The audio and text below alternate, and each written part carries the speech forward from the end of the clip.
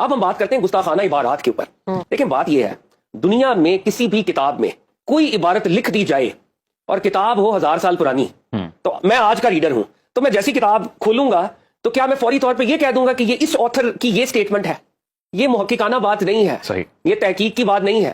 اگر آپ واقعی محقق ہوتے, آپ سینیٹری ورکر نہ ہوتے, آپ واقعی ریسرچر ہوتے, تو آپ کے سامنے جو ٹیکسٹ آئے گا آپ ٹیکسٹ کو اینالائز کریں گے. اب میں ٹیکسٹ کے انالیسس سے بھی پہلے ایک مثال آپ کے سامنے رکھنا چاہتا ہوں. کہیں پر کوئی جرم ہوا, کرائم سین جب ہوتا ہے تو ایک آدمی آپ نے پکڑ لیا کہ یہاں پہ مرڈر ہوا تھا, اس ملزم وہاں پہ کھڑا تھا اور یہ لگتا ہے کہ اس نے قتل کیا, تو اب کیا ہوگا؟ پورا پروسیس شروع ہوگا. پولیس انویسٹیگیشن کرے گی, انویسٹیگیشن کے بعد ایک پروسیکیوشن ہوگی, عدالت کے اندر کیس جائے گا اور پھر ڈیفینس بھی ہوگا. آپ دفاع کا حق بھی اس ملزم کو دیتے ہیں, بھائی تم نے واقعی قتل کیا ہے. پھر کراس ایگزامینیشن ہوگی ایویڈنس کی, اس کے بعد کہیں جا کے جج جو ہے فیصلہ کرتا ہے. اب یہاں پہ کیا ہوا؟ آپ نے ایک عبارت دیکھی, اس عبارت کے اوپر انویسٹیگیٹر بھی آپ ہی خود, پروسیکیوٹر بھی خود آپ ہی, اور اس کے بعد ڈیفینس آپ نے دیا کوئی نہیں, اور آپ نے ججمنٹ بھی پاس کی. ججمنٹ صرف عبارت پہ پاس نہیں کی آپ نے, آپ عبارت پہ پاس کرتے ہیں, ہم آپ کے ساتھ ہوتے ہیں کہ یہ عبارت گستاخانہ ہے. آپ نے کہا کہ یہ جرم کمٹ ہو چکا ہے, یہ خواجہ صاحب نے کہہ دیا ہے, یہ علی حجویری نے کہہ دیا ہے. اور یہاں پہ آپ نہیں رکے, آپ نے کہا علی حجویری کو رسپیکٹ کرنے والے, معین الدین چشتی اجمیری کو رسپیکٹ کرنے والے, ان ساروں کا بھی یہی عقیدہ ہے, اور یہ گستاخانہ عبارت کی وجہ سے یہ سب گستاخ ہے, یہ راندہ درگاہ ہے. آپ نے تو یہ بھی کہا کہ یہ دین کے غدار ہے, آپ نے تو ٹریزن لگا دیا ہمارے اوپر. تو آپ یہاں پہ ذرا رکیں, انالیسس کریں. خواجہ معین الدین چشتی اجمیری کی بایوگرافی ہمارے پاس موجود ہے. ایک عبارت آپ کے سامنے آتی ہے, عبارت گستاخانہ ہو سکتی ہے, 99 دوسری عبارات اسی کتاب میں موجود ہے, جس میں توحید کی بات ہے, جس میں ختم نبوت کی بات ہے, جس میں اہل بیت سے محبت کی بات ہے, جس میں صحابہ کی پیروی کی بات ہے. جب آپ نے فیصلہ دینا تھا تو کم از کم اتنی تو انٹلیکچوئل آنےسٹی کر لیتے کہ 98% باتیں وہ ہیں, ایک بات یہ ہے, لگتا یہ ہے کہ یہ کسی نے بعد میں گھسائی ہے یہ عبارت. یہ ان صاحب کے کیریکٹر سے عملی طور پہ یہ جتنی عبارات ہیں یہ ویسے ہی متروک ہے. یہ عبارات کبھی کسی نے کوٹ ہی نہیں کی.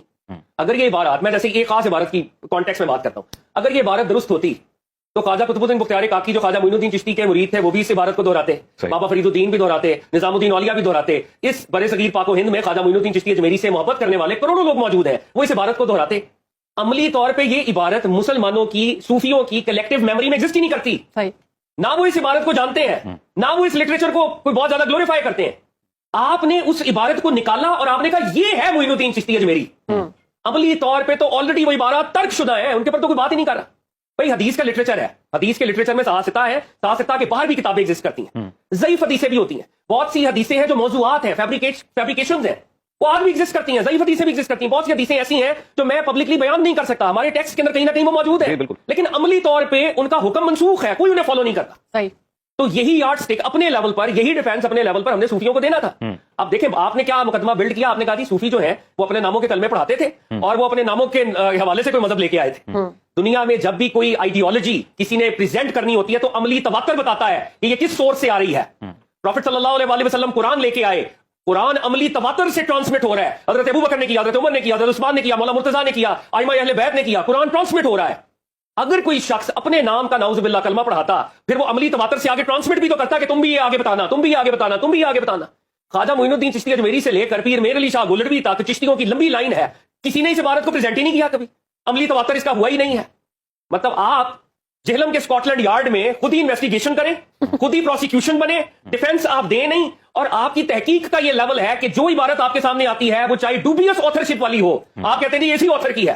اس سے بڑی اسٹوپڈیٹی نہیں ہو سکتی. ہمارے ہاں اولیاء اللہ کی غالب اکثریت کو ماننے والے لوگ انڈو پاک سب کانٹیننٹ میں موجود ہیں, ویسٹ میں ریسرچز ہو رہی ہیں. خواجہ صاحب معین الدین چشتی اجمیری کے اوپر سٹڈیز ہیں, سٹڈیز, ایکڈیمک سٹڈیز.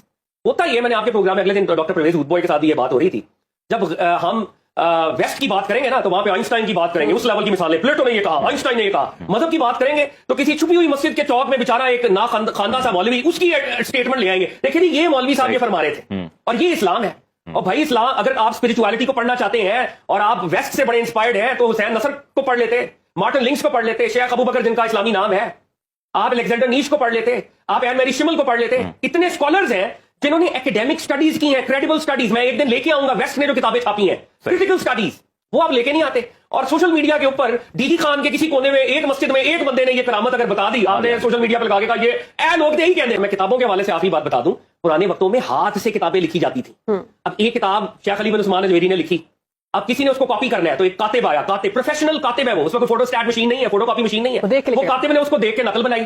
اب اس کی انٹلیکچوئل لیول کیا ہے وی ڈونٹ نو, اس کی میموری کیا ہے وی ڈونٹ نو, اس کی لینگویج میں گرپ کتنی ہے وی ڈونٹ نو. اس نے ایک کاپی بنائی, ایک اور اسٹوڈنٹ آیا میں نے بھی بنانی ہے کاپی. یوں کاپیاں بنی اور کاتبین کی طرف سے غلطیاں ہوتی ہیں, لینگویج ٹرانسلیشن, لینگویج کی, لٹریچر کی, انٹلیکچوالٹی کی اس درجے کی ڈیپتھ نہیں ہوتی. اس لیے 1000 سال پہلے والی کتابیں جو ہیں, اور بائی دا وے ہمارا تو مقدمہ یہ ہے کہ قرآن کے علاوہ کوئی کتاب ایسی ہے ہی نہیں جو ایز اٹ از اپنی ریئل فارم میں ایگزسٹ کرتی ہے.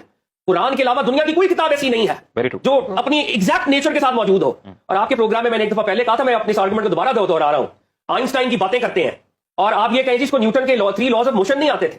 علی اجویری ہزاروں کلومیٹر سے آئے ہیں, اسلام کو پھیلا رہے ہیں یہاں پہ, اور آپ انہیں کہیں انہیں توحید کا نہیں پتا تھا, انہیں ختم نبوت کا نہیں پتا تھا. وہ کوئی اپنا کلٹ لے کے آئے علی اجویری, وہ کیا کر رہے تھے یہاں پہ؟ اور مجھے یہ بھی آپ بتائیں, یہ بوجھ آپ کے اوپر ہے کہ صوفیاء کے علاوہ کس نے اسلام کو پھیلایا ہے؟